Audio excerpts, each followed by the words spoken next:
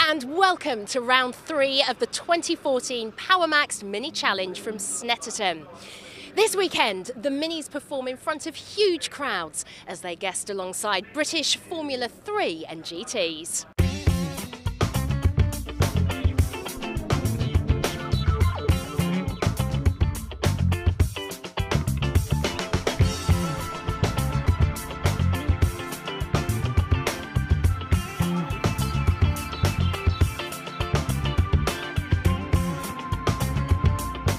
In the PowerMax Mini Challenge, the battles are well and truly hotting up. In the Cooper class, it's between Shane Stoney, Josh Gollin and Ricky Page. In the JCWs, Chris Knox may well be out in the lead, but Luke Caudle's looking particularly confident after a very good qualifier. Yeah, really pleased with that qualifying session. Peak Performance have put a great car together, so we went out there, got a good lap time in, come in, and they said it was pole position, so we sat in the pit lane to save the tyres for the race. That's what I was going to ask you, because you only did 5 laps, didn't you? Yeah, we did a couple of bedding in laps, get the tyres up to temperature, and then 2 flying laps. Saw the good lap time, come and park the car, and the guys said, yeah, it's all good news. We've had a nightmare this weekend.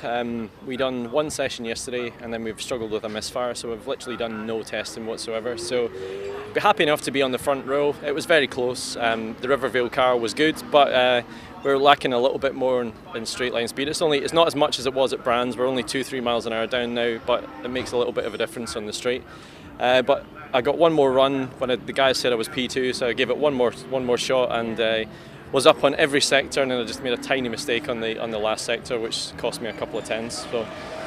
We really struggled yesterday with setup, so we didn't get a setup on the car until this morning, so it was a bit of trial and error in quali. I haven't been here for 18 months either, and that's my only time here, so we're learning, but we'll be there, I'm confident. I'm a little bit disappointed to be down there in 5th.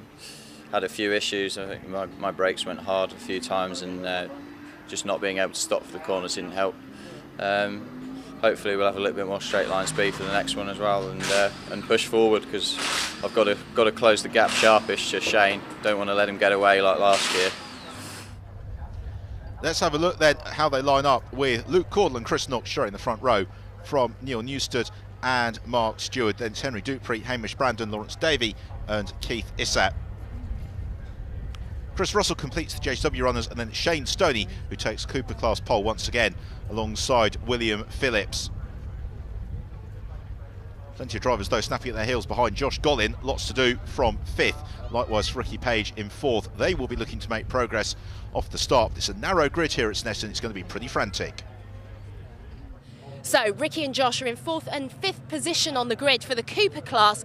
They're tasked to get ahead of dominant reigning champion Shane Stoney. Are you ready? Let's go racing.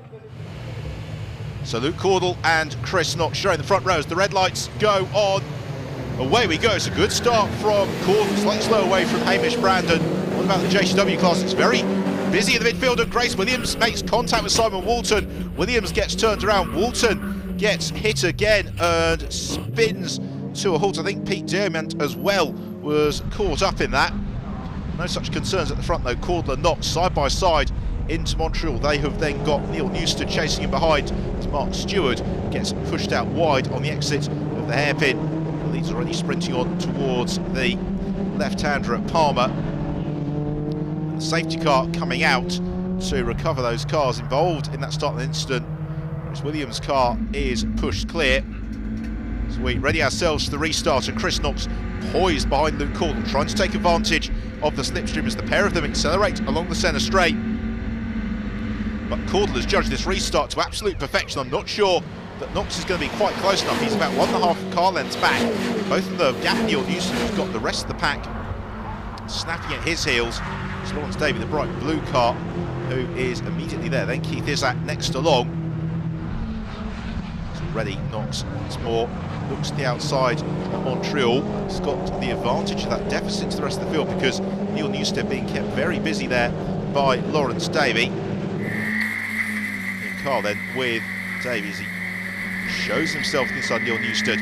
Newstead though covers the inside of Palmer. The pair of them then sprint on towards Agostini, as in car with William Phillips, who gets passed by Josh Gollin. The pair of them both in pursuit of Shane Stoney. You can see Gollin waving his fist there saying, I'm going to just try and catch Stoney. Thumbs up from Phillips there, looking to work in the slipstream as Hamish Brandon comes back off the grass and on to the Bentley straight. Out front though, Caudle and Knox still continuing to break through the rest of the field. There is Hamish Brandon. You can see he's knocked a little bit of trim loose as a result of that off-track excursion, and that puts him immediately into the clutches of Alan Taylor, possibly as well the white car of Patrick Mortimer. So there is Taylor through the bomb hole in pursuit of Hamish Brandon. Henry Dupree as well as part of that battle.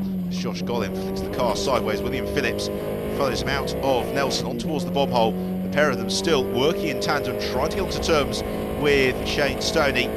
Stoney in a brand new car this weekend, a real master of gapping the rest of the field. So it's the red car then of Gollin, the white and black car of Phillips. They've also got Ricky Page, who's trying to join in to this train through Coram Curve. The two Cooper class second and third place runners running in tandem as again Caudle covers the inside line at Riches from Chris Knox. Knox looking every which way, but this is really nice driving from Luke Caudle.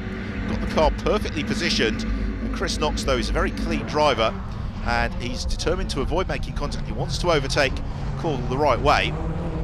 It's like 2011 all over again, seeing these two dicing at the front of the field, and again Caudle just beautifully positions his car on the way into Palmer. He's determined that if Chris Knox is going to go through, he's going to make it as tricky as possible for Knox to do that.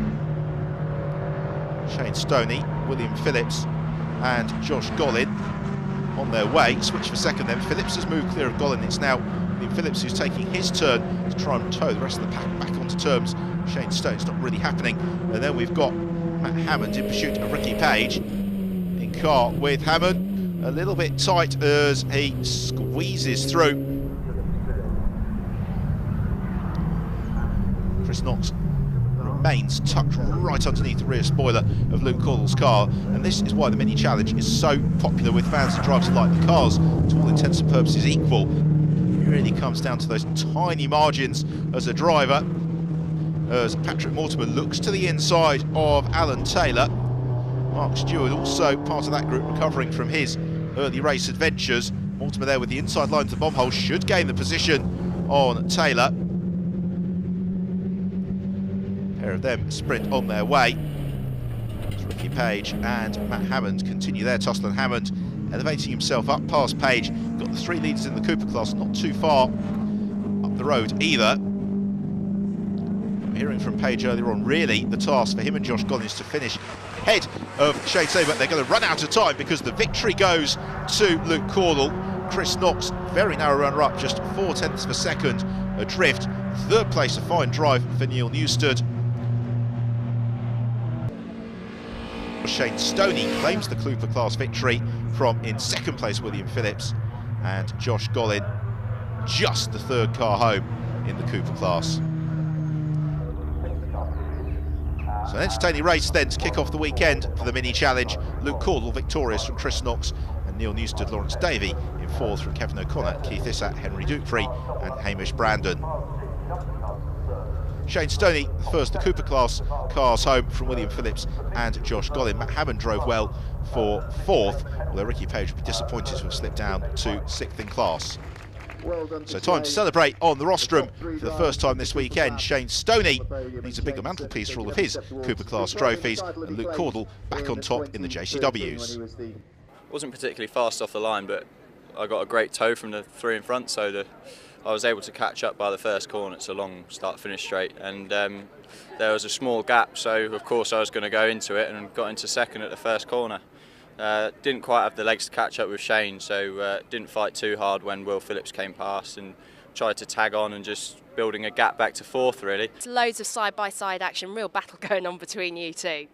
Yeah, that was definitely one of the hardest races I've ever done in my motor racing career. Fair play to Chris, he gave us the space where we needed, but he definitely kept the pressure on. I think he was waiting for the mistake, but it never came, so we got it to the line and won the race. Yeah, first of all, thanks to SO Group Management for putting the deal together this year with Rivervale and Shotley. It was a tough race. It was probably the worst start I've ever done in my career. He got the jump on me, side by side for the first couple of laps, and the safety car sort of ruined the momentum because we were side by side for the first 4 corners. Fair play, it's all to do tomorrow. I'm in the row in front of them, which is good, so game on. There's no let up for the battle for the lead in the JCW class. Luke and Chris find themselves side by side once again in race 2. However, this time it's in positions 6 and 7 with that reverse grid. We'll see you again after the break.